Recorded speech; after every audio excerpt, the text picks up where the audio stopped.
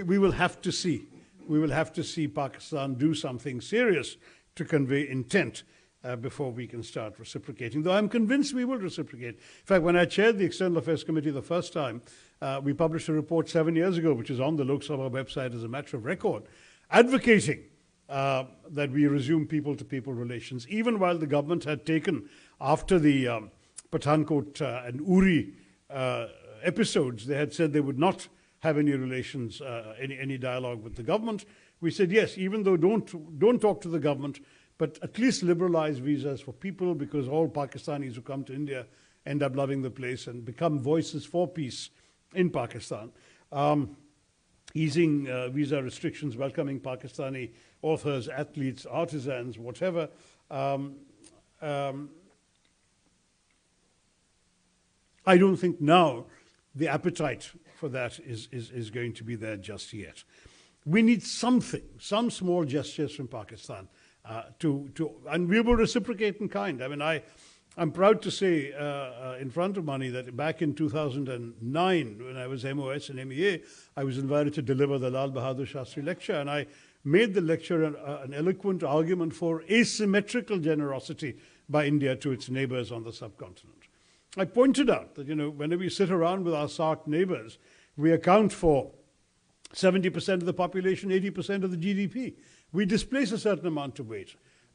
We should not be surprised by the resentment of our smaller neighbors. I was often reminded of the wonderful line by the president of Mexico in 1910, Porfirio Diaz, who said, "My poor Mexico, so far from God and so close to the United States." I mean, I think it's very similar feelings must be there amongst many of our neighbors about us, that they are too close to this huge behemoth around them. And therefore, I argued the case that we should, and I found a quotation from Guru Nanak to bolster my argument, that we should be asymmetrical in our gesture. And I'm convinced that if Pakistan shows any serious intent, we will be we will be more than equally generous in our response. But for any of the contributors to this volume to expect India now to make the first gesture is completely living in La La Land. It's not going to happen.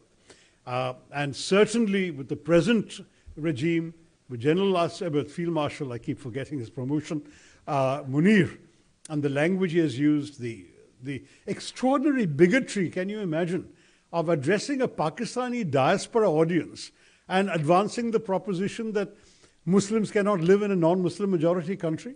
I mean, it boggles the mind. I mean, did he have no sense of irony as to who he was talking to and where? These are Pakistanis living in America. And he says Muslims cannot live in a non-Muslim majority country. This fellow, as long as he is ruling the roost in Pakistan, I have very, very few expectations of any serious gesture from Pakistan. So there are all these other things that have been suggested in various parts of the book.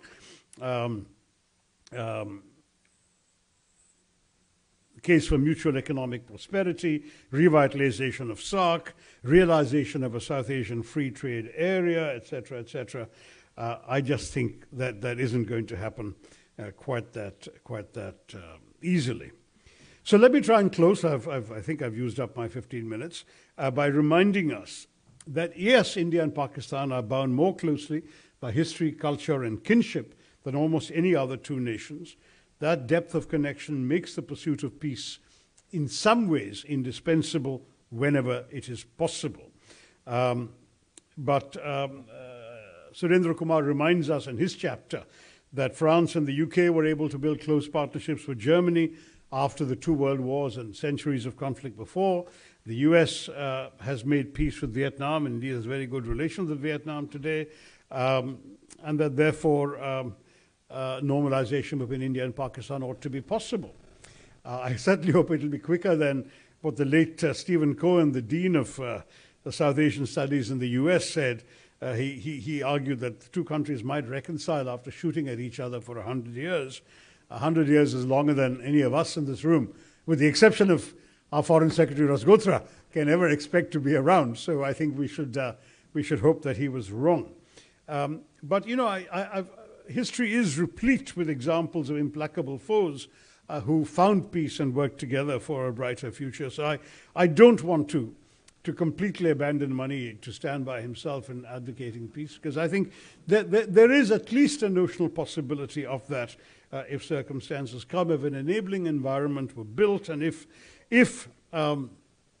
we are able to remind ourselves of the bonds that run deeper than politics. I can tell you anecdotally, when I was at the UN in the peacekeeping department in the mid-1990s, which was, after some years of terrorism in Kashmir and so on, we had an Indian major and a Pakistani brigadier serving in our military advisor's office. Neither was the military advisor.